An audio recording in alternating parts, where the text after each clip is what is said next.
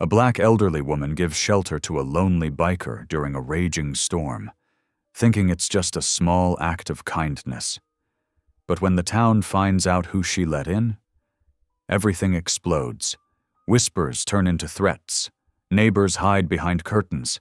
Even her own church turns its back. They say she's lost her mind, helping a man covered in tattoos, a man everyone swears is dangerous. But she sees something no one else can, a soul just as lost and hurting as her own. Then, by sunset, the ground begins to shake. Hundreds of engines roar in the distance. 1,000 bikers flood the street, not to destroy, but to protect the only person who ever showed them mercy. Now the whole world is watching. Will kindness be her salvation or her downfall? And when 1,000 outlaws guard one old woman's house, who's really being saved? Drop a comment below and share which part of the world you're tuning in from today. If you enjoy stories like this, don't forget to subscribe for more.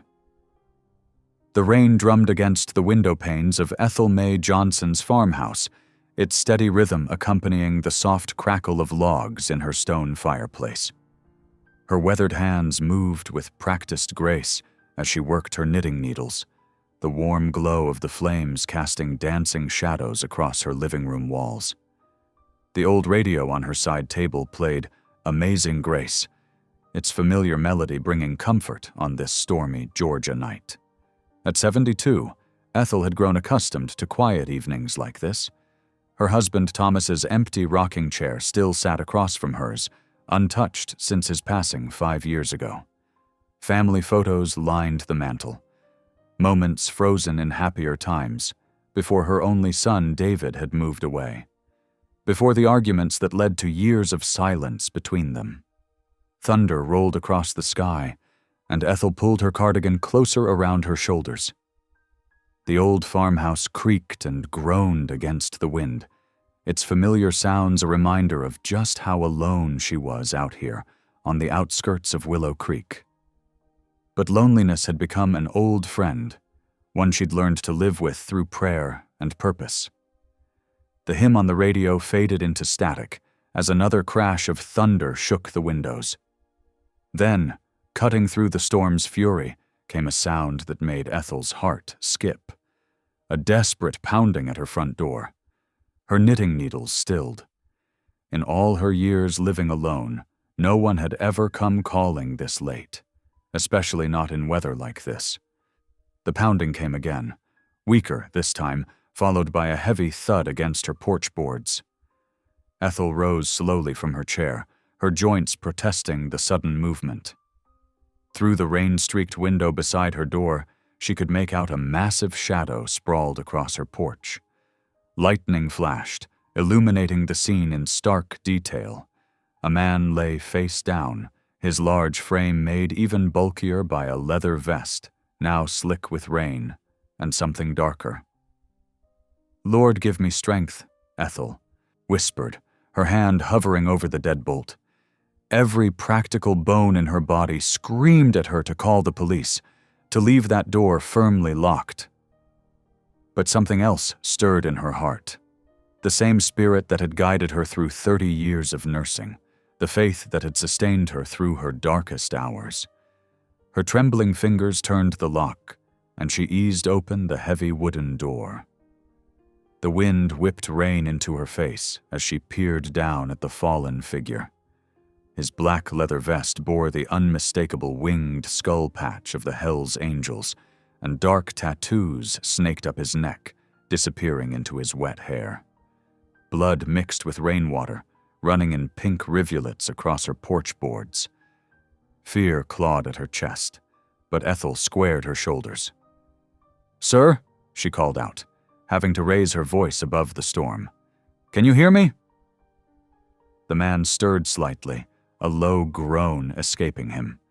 He tried to push himself up, revealing a deep gash along his right arm. Ethel's nursing instincts took over. "Don't move too quick now," she said, her voice steadier than she felt. "Let me help you inside." It was like trying to move a mountain. The man was easily twice her size, but somehow she managed to help him to his feet. He leaned heavily against her as she guided him through the door, leaving a trail of water and blood across her clean floors. Once inside, Ethel locked the door behind them. Whether to keep others out or him in, she wasn't quite sure. She helped him to her couch, her grandmother's crocheted throw immediately soaking through with rain and blood. "Name's Cole," he managed between labored breaths. "Cole Mathis." "I'm Ethel Mae Johnson," she replied, already moving to retrieve her first aid kit from the bathroom. "And you're bleeding all over my good throw, Mr. Mathis." The ghost of a smile crossed his pale face, then vanished as pain overtook him again. Ethel returned with her supplies, setting them on the coffee table with practiced efficiency. The nurse in her took stock of his injuries. The gash on his arm would need stitches, and bruising suggested he'd taken a beating. The rest of him was a mass of old scars and faded tattoos, telling stories she wasn't sure she wanted to know. "Mercy ain't just for the gentle," she muttered to herself as she cleaned his wounds, the same words her grandmother had taught her long ago. Her hands remained steady as she worked, though her heart raced at their proximity. Even injured, Cole Mathis radiated a dangerous energy that made her living room feel very small. "Why?" His voice was raspy with exhaustion. "Why what?" Ethel asked, threading her needle with sterile suture. "Why help someone like me?" Ethel met his eyes for the first time. They were a striking blue, filled with pain and something else. Something lost. "Because," she said simply, "someone like you is still someone." The storm outside began to quiet, its fury spending itself against the Georgia night. But as Ethel finished the last stitch in Cole's arm, she couldn't shake the feeling that this night marked the beginning of something far more turbulent than any weather could bring. Cole sat silently as she bandaged his arm, his eyes taking in the room around them. The family photos, Thomas's empty rocking chair, the well-worn Bible on the side table. His gaze lingered on each item as if trying to piece together the story of her life. "You should rest," Ethel said finally, packing away her supplies. "We can figure out next steps in the morning." He nodded, exhaustion evident in every line of his face. "Thank you, ma'am," he said, his voice rough but sincere. "Not many would have opened their door tonight." "Well," Ethel replied, gathering her knitting and preparing to retire to her bedroom. "Sometimes the Lord works in mysterious ways, Mr. Mathis. Sometimes he sends us exactly what we need, even if it comes in unexpected packages." The last thing she saw before closing her bedroom door was Cole Mathis, feared member of the Hells Angels, gingerly pulling her grandmother's sodden throw around his shoulders, his massive frame somehow looking small and lost in the warm light of her living room. From her bedroom, Ethel could hear the storm's final rumbles fading into the distance. She said her nightly prayers, adding a new name to her list, and tried not to think about what tomorrow might bring. The evening's events had shaken her quiet world, but as she drifted off to sleep, she felt a peculiar peace. Perhaps, she thought, this was what faith truly meant, opening doors when the world said to keep them locked, offering mercy when others would turn away. Morning light streamed through Ethel's kitchen windows, casting warm squares of sunshine across her well-worn linoleum floor. The aroma of freshly baked cornbread mingled with the rich scent of coffee, filling the small space with the comforting smell of home. She hummed softly as she moved about her kitchen, finding peace in her morning routine despite the unexpected guest on her couch. Cole Mathis stirred slowly, his large frame awkward on the modest piece of furniture. His eyes fluttered open, confusion evident on his face as he took in the unfamiliar surroundings. The events of the previous night came back to him in fragments. The storm, the pain, and most surprisingly, the kindness of the elderly woman who had taken him in. "Good morning," Ethel called out cheerfully from the kitchen. "How's that arm feeling?" Cole sat up carefully, testing his injured limb. "Better, ma'am," he replied, his voice still rough with sleep. "Thank you." "Well, come on in here and have some breakfast," she said, as if feeding strange bikers was something she did every day. "Coffee's hot, and the cornbread just came out of the oven." He made his way to her small kitchen table, feeling oddly self-conscious about his imposing presence in her tidy home. Everything about the space spoke of care and attention, from the neat gingham curtains to the well-tended African violet on the windowsill. Ethel set a steaming mug of coffee before him, along with a generous slice of golden cornbread dripping with honey. "Eat up now," she encouraged, her tone reminiscent of a mother coaxing a shy child. "You need to keep your strength up while you're healing." Cole wrapped his hands around the warm mug, overwhelmed by her matter-of-fact kindness.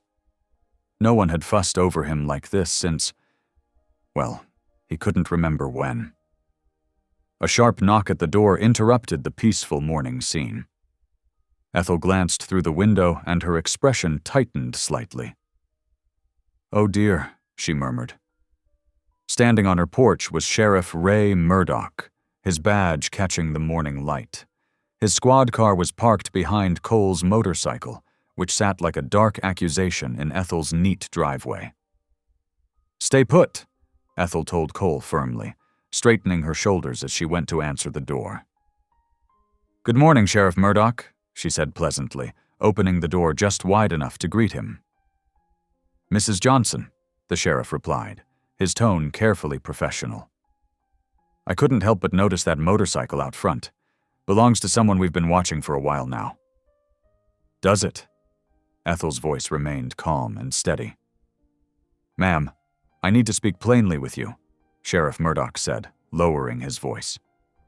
"You're harboring a known criminal. Cole Reaper Mathis is part of a dangerous motorcycle gang. He needs to come with me." From the kitchen, Cole tensed, ready to stand up and surrender himself rather than cause trouble for the woman who had helped him. But Ethel's next words stopped him in his tracks. "Now you listen here, Ray Murdoch," she said, drawing herself up to her full height of 5 feet and 3 inches. "That man is injured and under my care. Until he can stand properly on his own 2 feet, he's a guest under my roof. And I won't have you or anyone else dragging him off to jail in his condition." "Mrs. Johnson, I've known you since I was a boy, but I can't just what?" Ethel interrupted. "Can't just let an old woman tend to someone in need? I seem to recall a certain young man who needed help himself once upon a time, and my late husband Thomas gave him a chance when nobody else would." The sheriff's face flushed slightly at the reminder. "That was different, Mrs. Johnson." "The Lord doesn't see it that way, Ray, and neither do I." Her voice was gentle but firm. "Now, unless you have a warrant, I'll thank you to let me get back to my breakfast before it gets cold." Sheriff Murdoch shifted uncomfortably, then sighed. "I'll be keeping an eye on this situation, Mrs. Johnson. Just be careful." He tipped his hat and turned to leave, his boots heavy on the porch steps. Ethel closed the door and returned to the kitchen, where Cole sat staring at his coffee cup, his face a mask of conflicting emotions. "You didn't have to do that," he said quietly. "He's right about me. I'm not worth the trouble." "Nonsense," Ethel replied, sitting down across from him. "Finish your breakfast." Cole looked up at her, and for the first time in years, felt the sharp sting of shame. Not for what he was, but for making this kind woman defend him.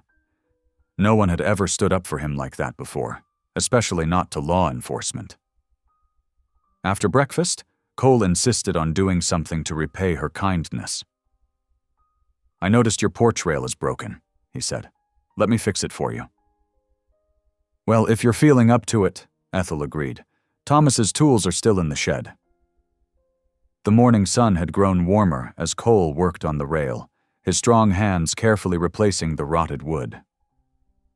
Ethel sat in her porch rocker, keeping him company while she shelled peas from her garden. As she worked, she began to hum softly, an old hymn that Thomas had loved. Without realizing it, Cole found himself humming along, the familiar tune bringing back memories of church pews and Sunday mornings from what felt like several lifetimes ago. The sound of his own voice joining hers made him stop suddenly, and Ethel's humming trailed off as well. Their eyes met in a moment of shared surprise. Something passed between them, a recognition, perhaps, of the person Cole had been before life had hardened him. Ethel's face softened with understanding, but she didn't press him. Instead, she simply resumed her humming, letting the gentle melody fill the morning air as Cole returned to his work, his movements more careful, more purposeful than before. The afternoon sun beat down on Willow Creek's main street as Mabel Jenkins hurried from shop to shop, her sensible shoes clicking against the sidewalk. She couldn't contain the news about what was happening at Ethel's farmhouse. "Did you hear?" Mabel whispered to Martha at the grocery store. "Ethel's got one of those motorcycle gang members staying with her, a criminal, right there in Thomas's house." The news spread through town like honey on a hot biscuit. At the beauty parlor, the ladies getting their weekly sets tisked and shook their heads under the dryers. At the diner, coffee cups clinked as people leaned in close to share their concerns. "Poor Ethel," Susan from the quilting circle said. "Living all alone has finally made her lose her mind." "Someone ought to do something," another woman added. "It's not safe." By 3 o'clock, Mabel couldn't stand it anymore. She drove her old Buick straight to Ethel's house, her heart pounding when she saw the motorcycle still parked in the driveway. She found Ethel in her garden, watering her beloved daisies with slightly trembling hands. "Ethel Mae Johnson," Mabel called out, marching across the lawn. "We need to talk." Ethel straightened up slowly, her sun hat tilted against the afternoon glare. "Hello, Mabel. Would you like some iced tea?" "I don't want iced tea. I want you to come to your senses before you get yourself robbed or worse." Mabel's voice cracked with worry. "Everyone in town is talking about it. You've got to send that man away." From inside the house, Cole could hear every word through the open window. He stood at the kitchen sink, washing the lunch dishes as Ethel had insisted, trying not to eavesdrop, but unable to help it. "Mabel Jenkins."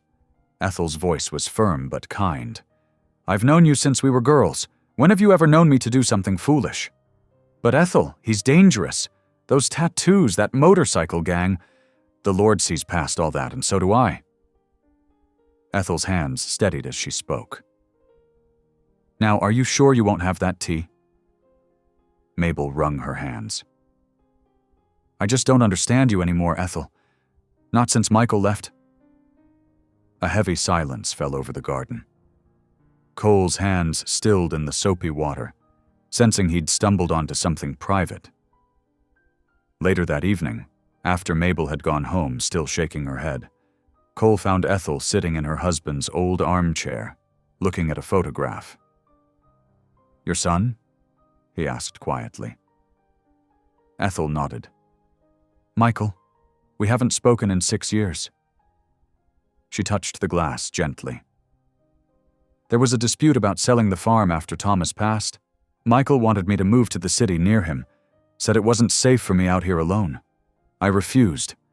Pride got in the way on both sides, and words were said that shouldn't have been." Cole sat down on the couch across from her. "Family's complicated," he said softly. "I had brothers once, not by blood, but by choice. Until I betrayed their trust, made a choice I can't take back." "Regret's a heavy burden to carry alone," Ethel said, meeting his eyes. "Sometimes it's the only thing that feels right to carry," Cole replied. The quiet moment was shattered by the sound of breaking glass. A brick crashed through the front window, sending shards flying across the floor. Cole was on his feet instantly, moving to shield Ethel. The sheriff's car roared up the driveway, lights flashing. Ray Murdoch burst through the front door, hand on his holster. "That's it," he announced, voice tight with anger. "This ends now. Look what you've brought to our town, Mrs. Johnson. Look what's happening to your home." Cole stepped forward, shoulders squared. "I'll go with you, Sheriff. No trouble." But Ethel moved faster than anyone expected, placing herself between Cole and the sheriff. "No," she said firmly. "You're not taking him anywhere. Mrs. Johnson, be reasonable. You're not taking him because he's not what you think he is. He's not a beast. He's a man." Ethel's voice rang with conviction.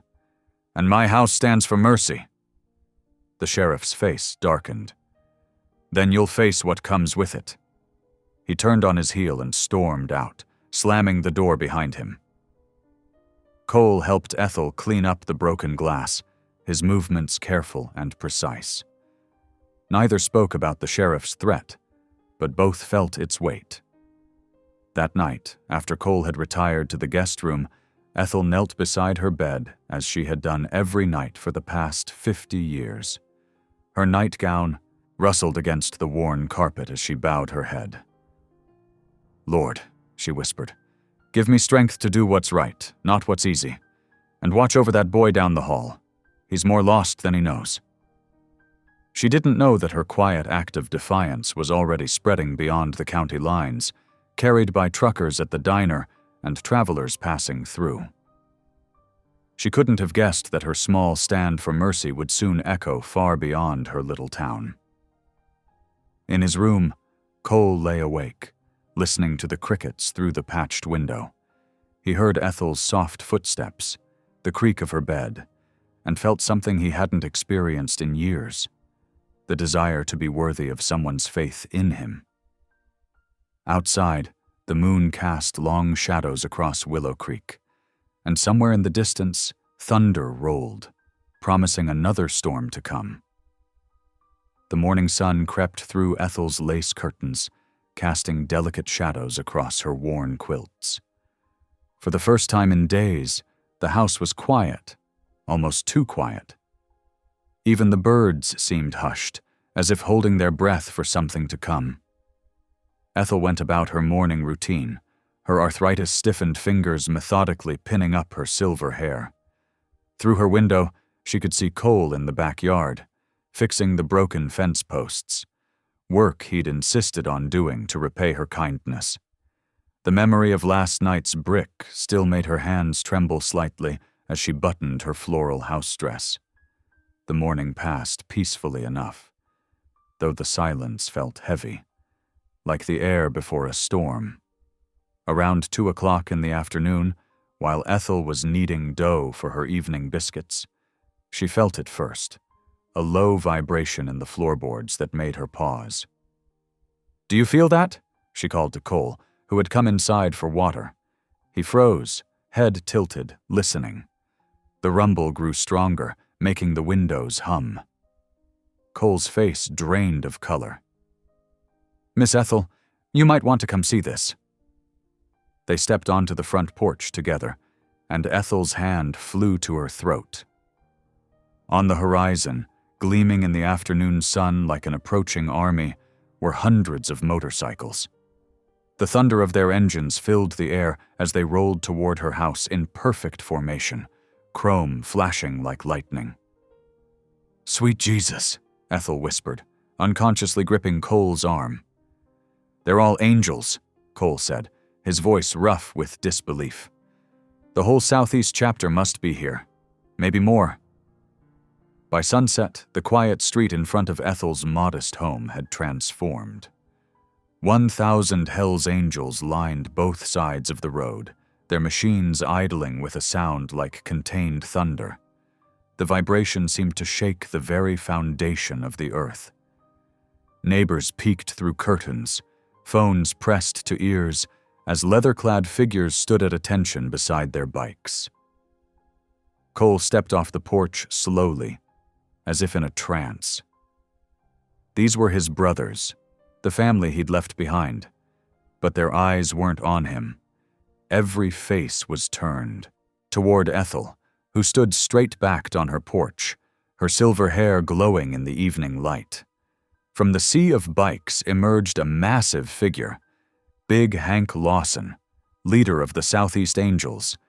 He was well over 6 feet tall, with a silver-streaked beard and arms thick as tree trunks. But as he approached Ethel's porch, he removed his helmet with surprising gentleness. "Ma'am," he said, his voice deep but respectful. "Word got around about what you did. You gave one of ours a bed when no one else would." He glanced at Cole, then back to Ethel. "That makes you family." Ethel studied him for a long moment, then smiled. "Well, family shouldn't stand out there all night. Would anyone care for some lemonade?" A ripple of surprised chuckles moved through the crowd. Big Hank's weather-beaten face cracked into a smile. "Yes, ma'am, I believe we would." Within minutes, the Angels had organized themselves into shifts. 2 stood at each corner of her property, others patrolled the street, all moving with military precision. They were setting up a guard rotation, Ethel realized, protecting her home like a fortress. Sheriff Murdoch's patrol car came screaming down the street, lights flashing. He slammed to a stop at the sight of so many bikes, his face pale with shock. The Angels parted silently, creating a path to Ethel's house, their faces impassive but their message clear. They weren't going anywhere. Neighbors locked their doors. Curtains twitched. Someone was probably calling the state police. But Ethel Mae Johnson simply walked out onto her porch with a large tray of fresh lemonade, ice cubes tinkling against the glass pitcher. "Now then," she announced to the gathering of leather-clad bikers, "who'd like the first glass?" One by one, they came forward, accepting the drinks with mumbled, "Thank you, ma'ams," and nodding respectfully. Even the toughest among them seemed softened by her presence, like children before a beloved grandmother. As twilight settled over Willow Creek, Ethel's little white farmhouse stood transformed. The broken window had been repaired by careful hands. Angels stood watch at every approach. Inside, Big Hank sat at her kitchen table, his massive frame making her chair look like doll furniture as he sipped lemonade and listened to her stories about Cole's recovery. Cole himself stood on the porch, watching the scene with wonder. The brothers he'd thought lost forever had come, not to punish him, but to protect the woman who'd shown him kindness. In the gathering darkness, headlights from the bikes cast long shadows across the lawn, but for the first time in years, Cole felt like he was standing in the light. Ethel moved among her unusual guests with perfect ease, offering refills and accepting gruff compliments about her lemonade. She showed no fear, no hesitation, just the same quiet grace she'd extended to Cole that stormy night. The twilight deepened into purple, stars appearing one by one above the gathered motorcycles. Ethel's home glowed from within, a beacon of warmth in the growing darkness. The Angels maintained their vigil, their presence both a warning and a tribute. Nature's fiercest creatures turned protectors by one woman's simple act of mercy. "Miss Ethel," Big Hank said as she passed him another glass, "you've got more courage than most men I know." She patted his massive shoulder. "It's not courage, Mr. Lawson. It's faith. Sometimes the Lord works in mysterious ways, even through 1,000 motorcycles." This drew another round of appreciative chuckles from the Angels within earshot. They settled in for the night, their bikes gleaming in the starlight, while Ethel's little house stood peaceful at the center of it all, a testament to the unexpected ways grace could transform both the protector and the protected. The first rays of sunlight had barely touched the horizon when the media descended on Willow Creek. News vans with satellite dishes crowded the narrow street, their logos representing stations from Atlanta and beyond. Cameras flashed like lightning, illuminating Ethel's modest farmhouse in the early morning light. "Miss Johnson! Miss Johnson!"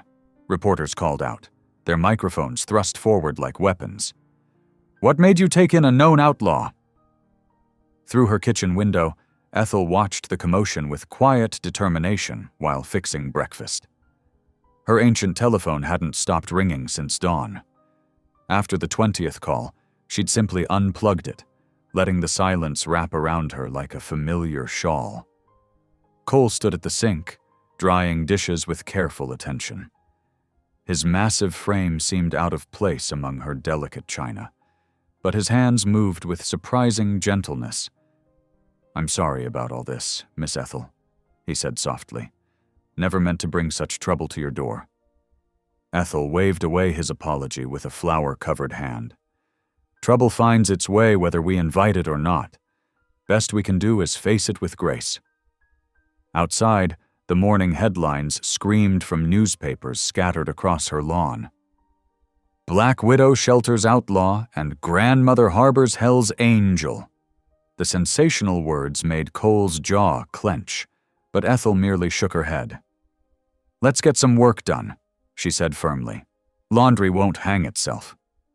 Together they stepped out onto her back porch, where the morning air still held a hint of dawn's coolness. Cole carried her heavy laundry basket, while Ethel gathered clothespins in her apron pocket. Several bikers stood guard nearby, their presence both protective and respectful. As they hung sheets on the line, Cole noticed a broken fence post at the edge of her property. Without a word, he finished pinning up the last pillowcase and headed toward the tool shed. Ethel watched him go, a small smile playing at her lips. Meanwhile, throughout the neighborhood, something unexpected was happening. Members of the biker brotherhood, having noticed various states of disrepair around the community, had begun quiet acts of service. 2 leather-clad men were up on the Wilsons' roof, fixing loose shingles.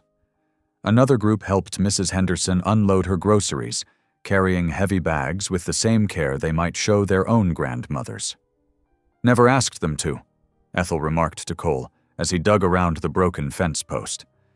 "But kindness has a way of spreading, like dandelion seeds in the wind." The morning wore on, and the media circus continued. But something else was spreading too, a subtle shift in the way the townspeople looked at their unexpected visitors. Fear began giving way to curiosity, then tentative appreciation. Around 11 o'clock, Pastor Leonard Miller's rusty Buick pulled into Ethel's driveway. He emerged looking nervous, his collar wilting in the Georgia heat. 2 bikers stepped forward, but Ethel called out from her porch, "He's welcome here."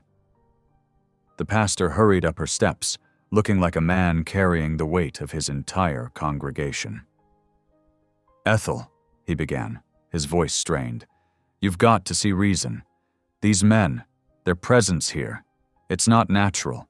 God's wrath will find its way here if we don't act." Ethel continued folding a sheet, her movements deliberate and calm. "Leonard Miller, I've known you since you were knee-high to a grasshopper.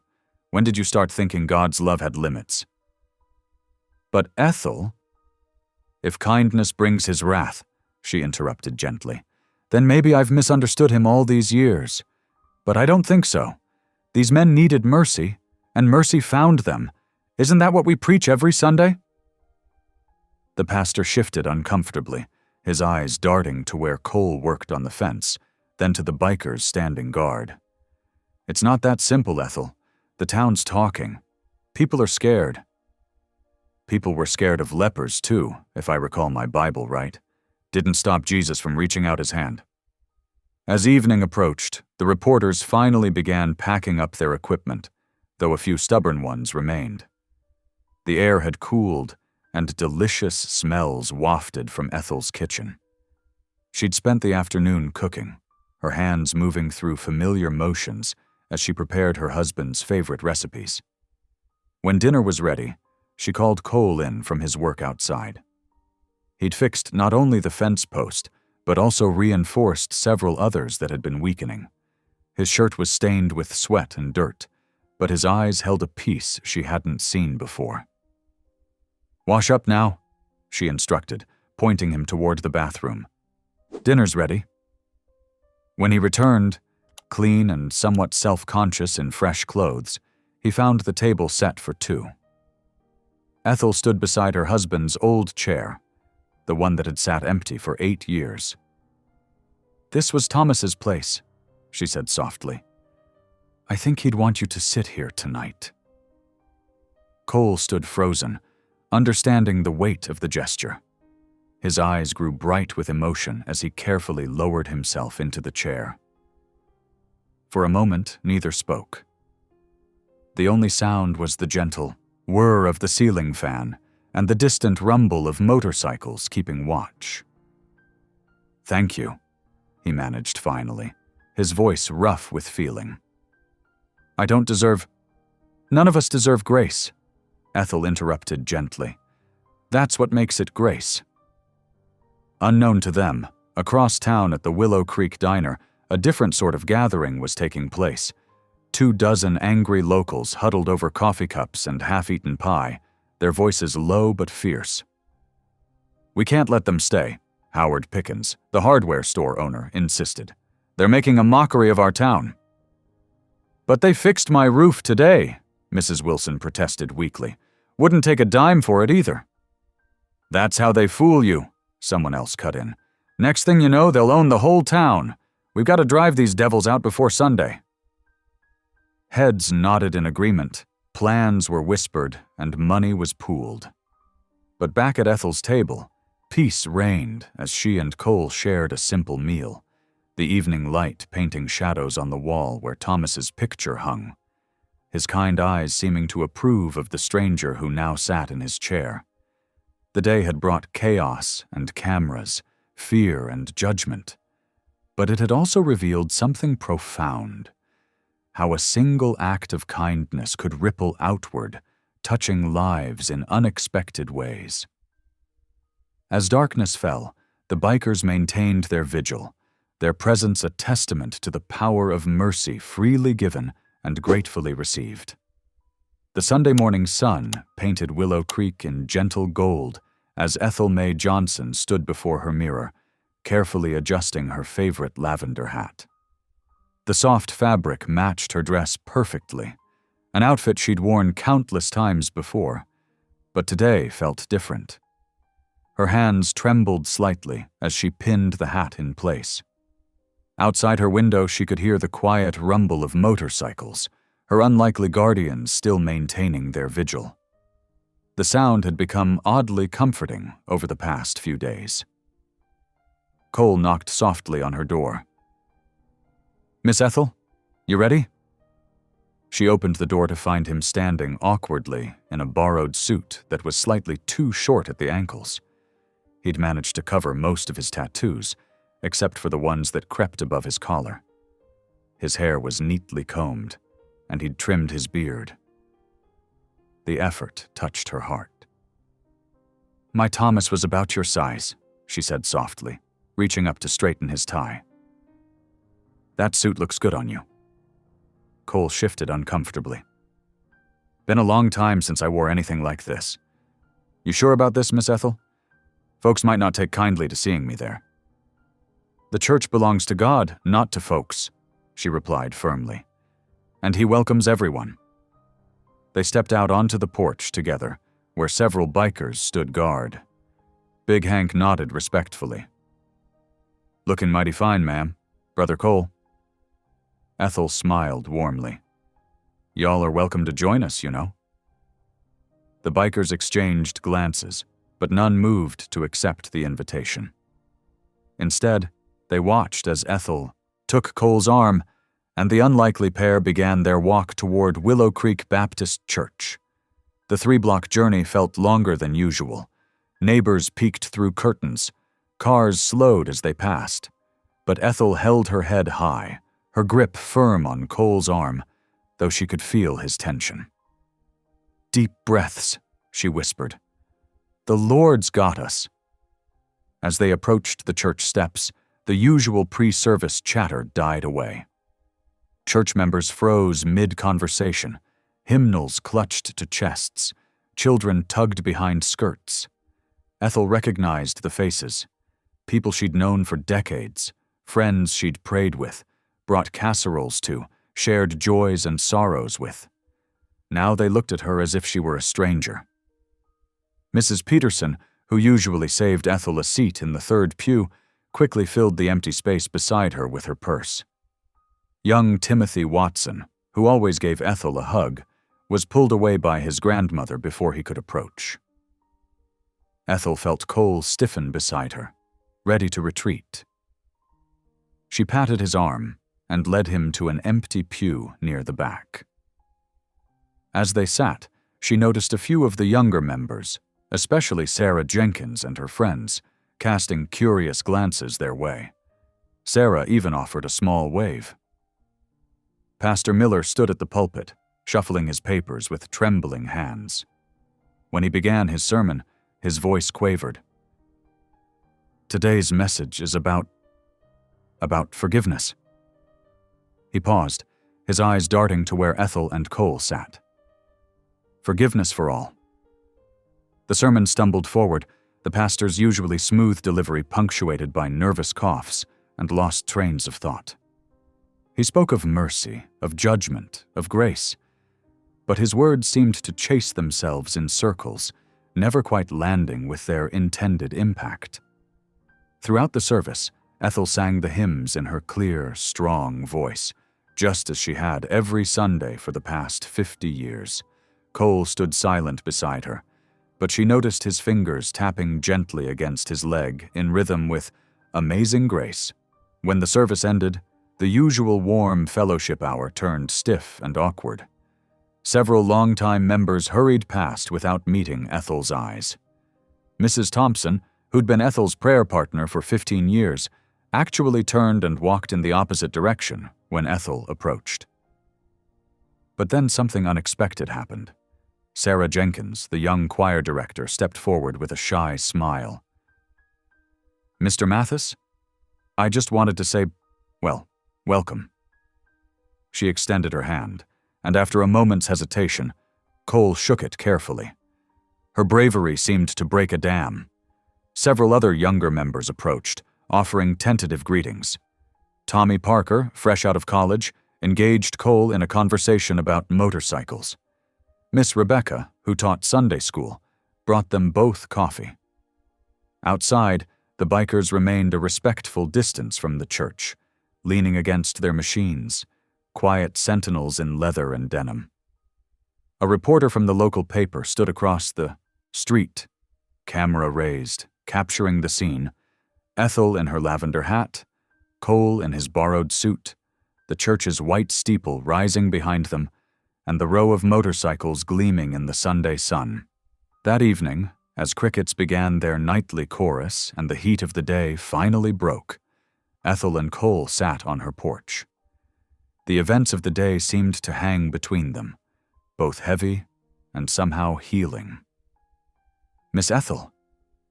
Cole's voice was barely above a whisper. It's been 20 years since I last prayed. Properly prayed, not just cursing at the sky." Ethel rocked gently in her chair, considering his words. "Doesn't matter how long it's been. God's still home." Cole's hands twisted in his lap. Would you show me how? Again?" Ethel reached over and took his rough hand in her soft one. Together they bowed their heads as the evening breeze carried the scent of her roses across the porch. But peace was fragile in Willow Creek. Under cover of darkness, angry footsteps approached Ethel's property. The scratch of spray paint broke the night's quiet. By morning, crude black letters marred her white fence. "Sinner's House." Ethel discovered it first, standing in her robe at dawn, coffee cup trembling in her hand. When Cole saw it, his face hardened with familiar anger, but Ethel touched his arm. "Hate's a heavy burden to carry," she said softly. "I'm just sorry for whoever's carrying it." Before either of them could decide what to do, the bikers took action. They appeared with paint cans and brushes, working quickly and efficiently. The offensive message disappeared under fresh white paint. Then, in careful letters, they added new words. "Love lives here." Big Hank stepped back to survey their work. "Ain't as neat as a professional job," he admitted to Ethel. "But it's true words, ma'am. True words." The late summer days settled into a gentle rhythm at Ethel's farmhouse. Each morning brought the rumble of motorcycles and the smell of fresh coffee mingling with the Georgia heat. Cole, determined to repay Ethel's kindness, tackled the aging roof with methodical precision, replacing worn shingles and patching leaks that had plagued her for years. From her kitchen window, Ethel watched him work, noting how his movements had grown more purposeful, less restless. The angry edge that had marked him on that stormy night seemed to soften with each passing day. "You don't have to work so hard," she called up to him one morning, holding a glass of sweet tea. Cole paused, wiping sweat from his brow. "Yes, ma'am, I do." His voice carried the weight of unspoken gratitude. The bikers, too, found their place in this unlikely sanctuary. They took turns maintaining her property with surprising enthusiasm. The lawn, once slightly overgrown, now rivaled any in Willow Creek for its neat appearance. Big Hank himself supervised the mowing schedule with military precision. "Never seen such fuss over grass?" Ethel remarked one afternoon, bringing out a fresh-baked peach pie to the men. "Ma'am," Big Hank replied, removing his bandana. "Ain't just about the grass." His weathered face softened as he accepted a slice. "This here's about respect." As summer evenings lengthened, Ethel's porch became a gathering place. She'd sit in her rocker, sharing stories about Thomas, her late husband, and his years in the military. The men listened intently, especially when she spoke of how he'd struggled to find peace after coming home. "Thomas used to say that war changes a man," she told them one evening. "But love can change him back." These words struck a chord with many of the bikers. Slowly, their own stories began to surface. Tales of broken homes, lost chances, and the wounds that had driven them to the road. One by one, they opened up to this grandmother figure who offered pie instead of judgment, wisdom instead of warnings. Jerry, a younger member with tattoos covering his arms, shared how he hadn't seen his daughter in 5 years. "Ex-wife won't let me near her," he admitted, staring into his coffee cup. "Can't say I blame her, way I was back then." Ethel reached out and patted his hand. "Ain't no story that can't be rewritten, child. Long as you're breathing, there's hope." The transformation was subtle, but undeniable. The bikers began carrying themselves differently around Ethel's property. They watched their language, removed their hats indoors, and treated her home with reverent care. Even their appearance began to change. Faces cleaned, leather vests neat, boots wiped before entering her house. One particularly warm evening, they built a bonfire in her backyard. The flames danced against the darkening sky as Ethel appeared with her old Bible, its pages worn soft with use. Without ceremony, she began to read, her voice carrying clearly over the crackling fire. "Love is patient, love is kind," she read from Corinthians. "It does not envy, it does not boast, it is not proud." The circle of tough men fell silent, faces illuminated by firelight. Big Hank, sitting closest to Ethel, discreetly wiped his eyes when she read about love keeping no record of wrongs. Cole, standing at the edge of the circle, found himself mouthing words he'd learned in Sunday school decades ago. But peace, like morning dew, proved fragile under the harsh sun of reality. Sheriff Murdoch, frustrated by his inability to dislodge the bikers through local means, made good on his threats. 3 state patrol cars arrived one afternoon, lights flashing. Ethel met them on her porch, her small frame straight as a rail. The state officers presented their concerns about safety, zoning violations, and public nuisance laws.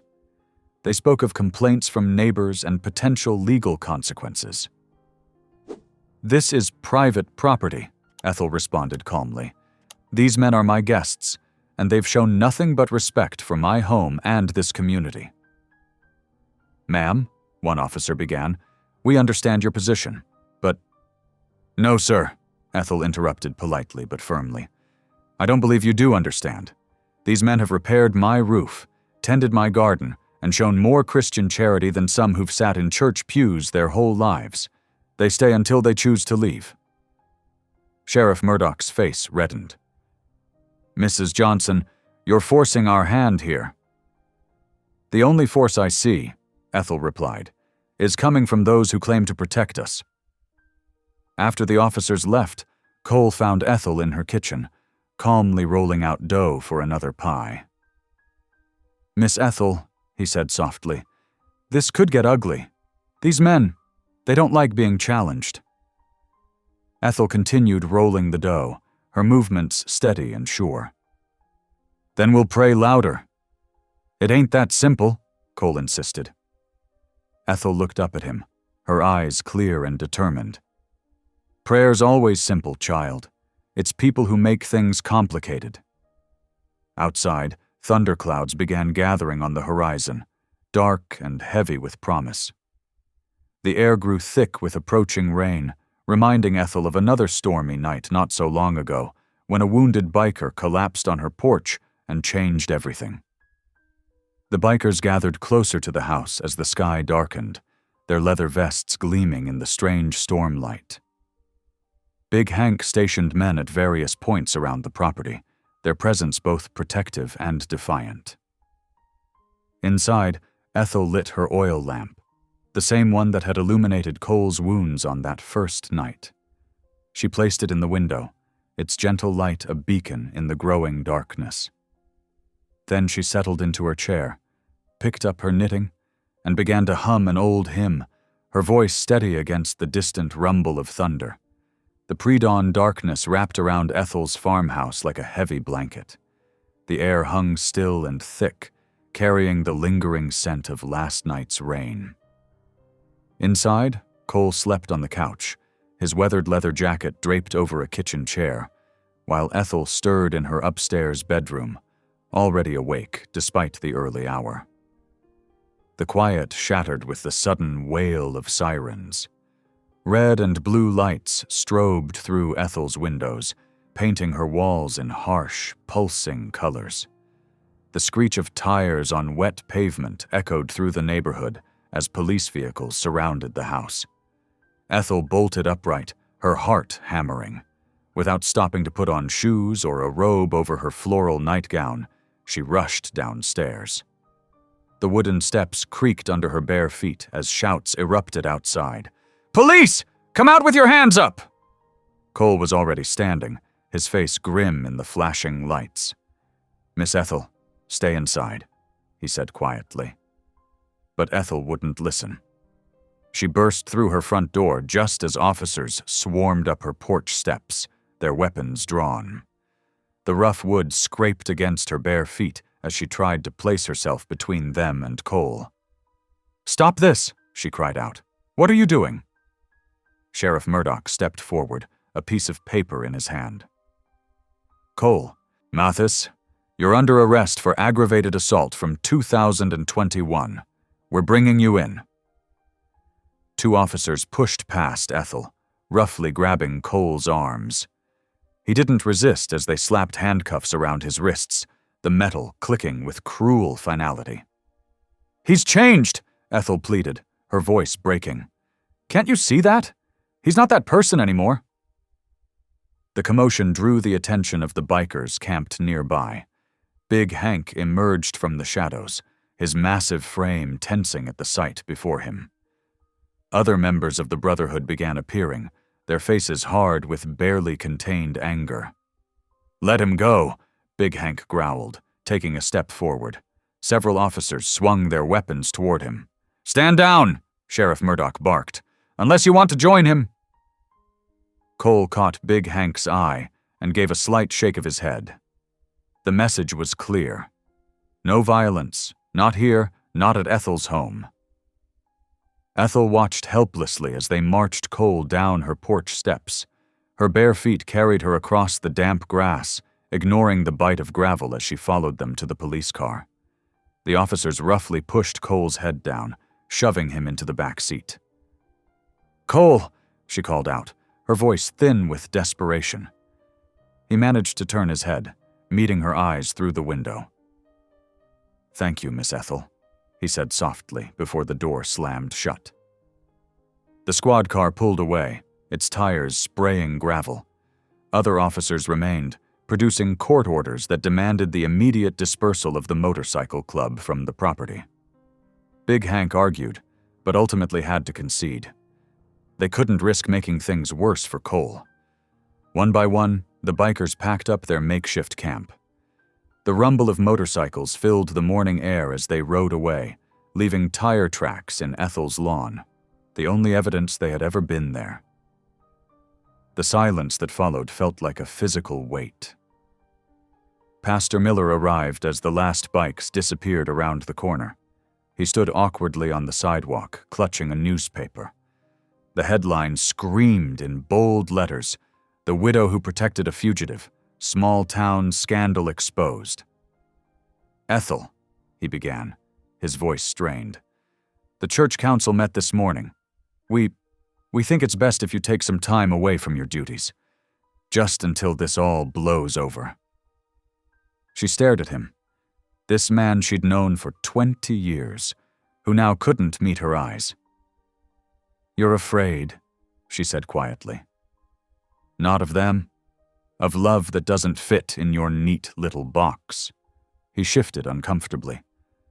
"We have to think about the congregation, the children." "Jesus ate with tax collectors and sinners," she interrupted. "But I suppose that would have been too scandalous for Willow Creek Baptist?" Pastor Miller opened his mouth to respond, then closed it. Without another word, he turned and walked away, leaving the newspaper on her porch steps. Ethel stood in her yard long after everyone had gone, her nightgown damp with morning dew, her bare feet muddy and cold. The rising sun cast long shadows across her empty lawn, where just yesterday bikers had sat sharing coffee and stories. Finally, she went inside, climbing the stairs that now seemed to creak louder in the hollow quiet. In her bedroom, she sank into her rocking chair, the one her husband John had made for her 30 years ago. On the floor near the couch where Cole had slept lay his bandana, forgotten in the chaos.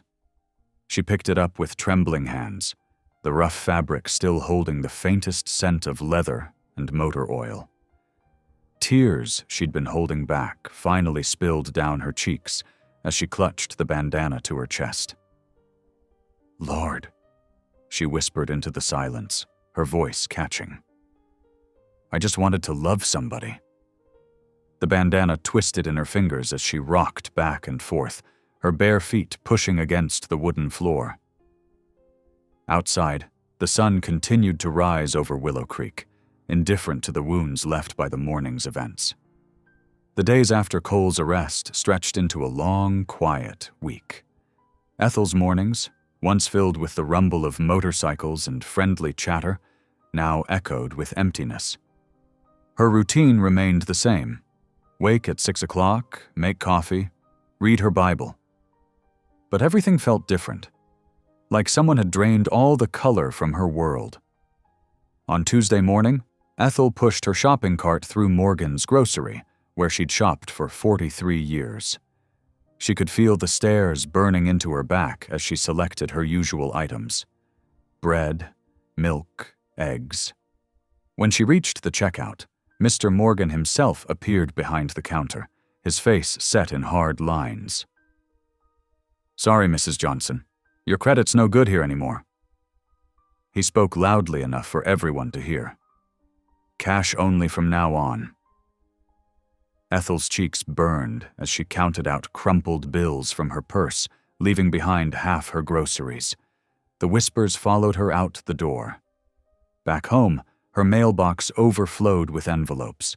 She pulled them out one by one, her heart sinking as she read, "Leave town. Shame on you. Devil lover."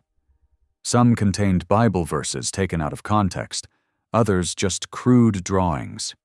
She gathered them all in her apron, walking to her trash bin with her head held high, though her hands trembled.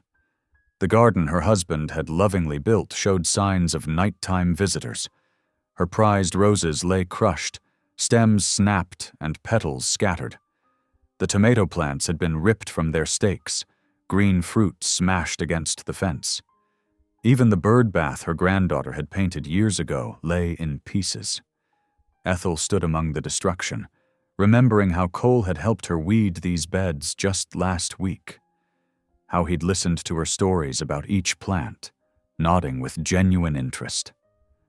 The memory brought fresh tears to her eyes.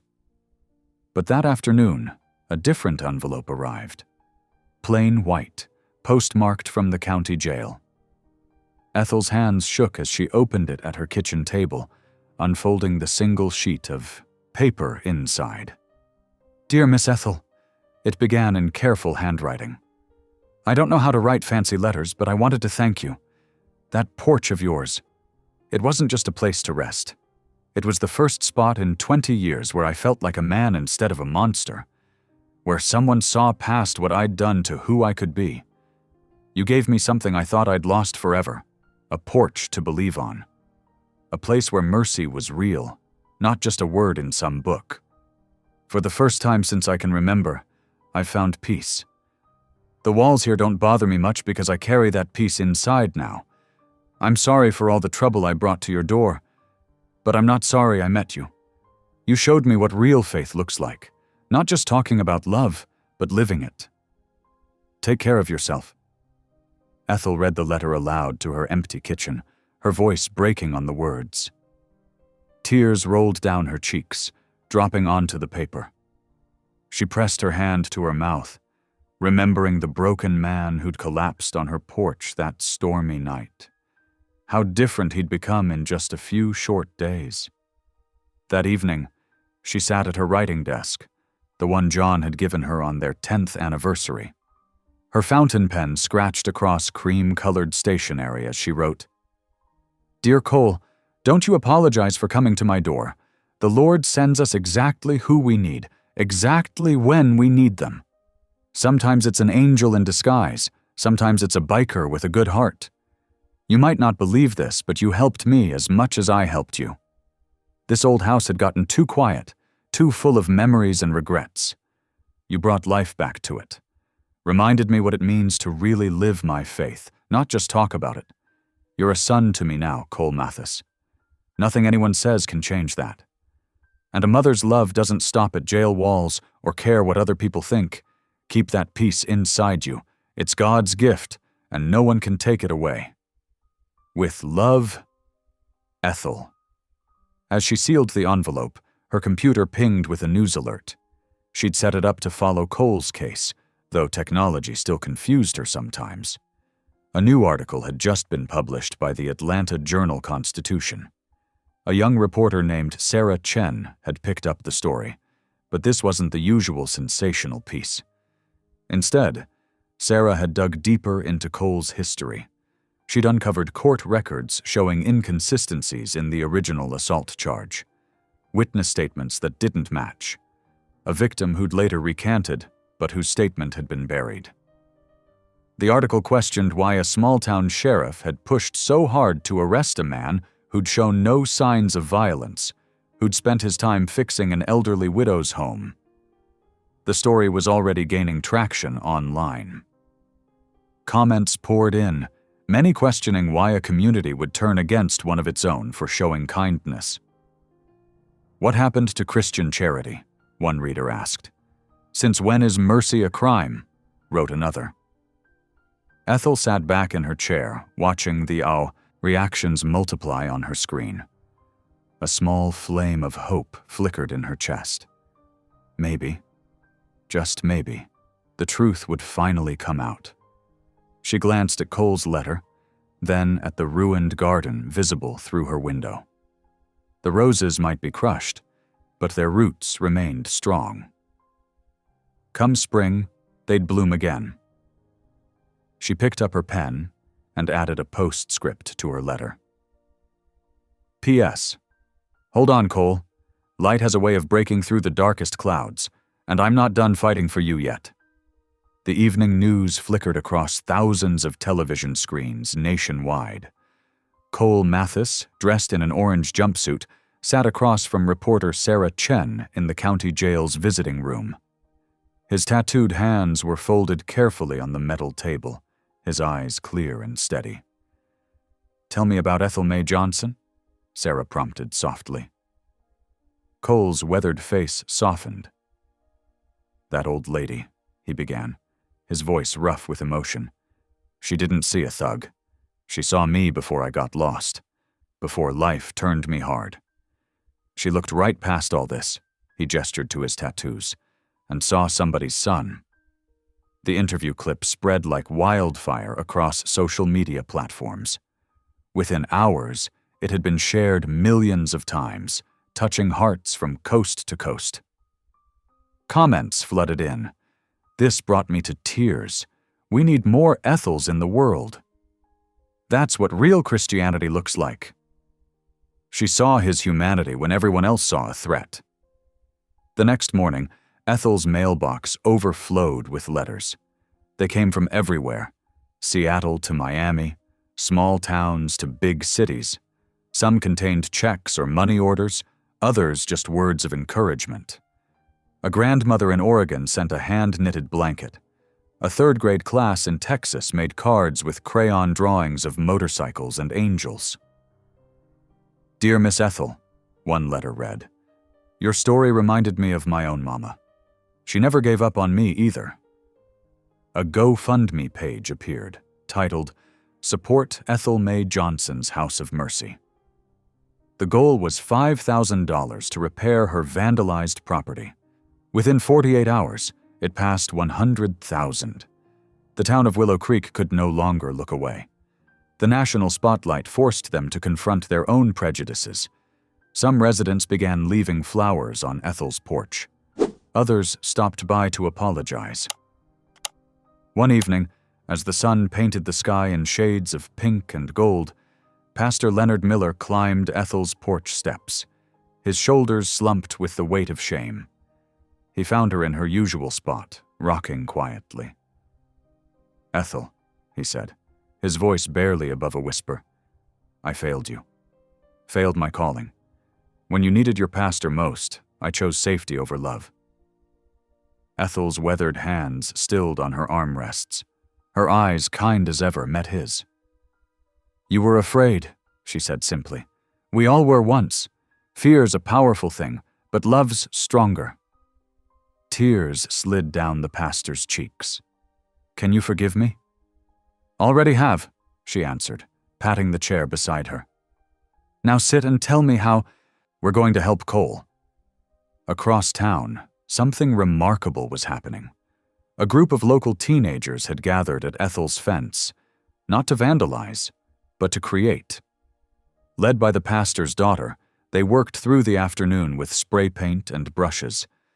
As the sun set, their mural emerged. A magnificent angel with wings spread wide, its halo formed from a motorcycle wheel.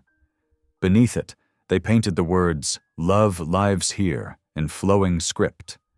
People drove by slowly to admire it. Cars pulled over. Photos circulated. The fence became a symbol of transformation, drawing visitors from neighboring counties. Gradually, life returned to Ethel's home. The bikers who'd been forced to leave now returned in smaller groups, legally parked and respectful.